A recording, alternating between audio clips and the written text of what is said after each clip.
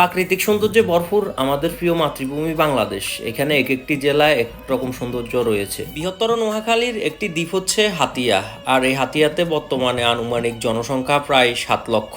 তবে এই হাতিয়াতে আপনি চাইলে সরাসরি চট্টগ্রাম থেকেও যাইতে পারবেন, না হয় চট্টগ্রাম হয়ে নোয়াখালী যাবেন, তারপর হাতিয়া যাইতে পারবেন। আজকে যাচ্ছি হাতিয়ার সুন্দরতম একটি জায়গা দেখার জন্য। আমরা হাতিয়ার সবচেয়ে সুন্দর জায়গা হচ্ছে নিঝুম দ্বীপ, আর ছোট ছোট যে এই জায়গাগুলো রয়েছে তার মধ্যে একটি অন্যতম হলো কমলার দিঘি। আর আমরা এখন যাচ্ছি হাতিয়ার বিখ্যাত সেই কমলার দিঘিতে। যাওয়ার পথে দুপাশে যে প্রাকৃতিক সৌন্দর্য দেখতে পারবেন তাও মনোমুগ্ধকর, তাও আপনাদেরকে মুগ্ধ করবে। অর্থাৎ শহর থেকে যারা গ্রামে যাবেন তারা অবশ্যই এসব জায়গা পছন্দ করবেন বা এসব জায়গা ভ্রমণের জন্য যাবেন।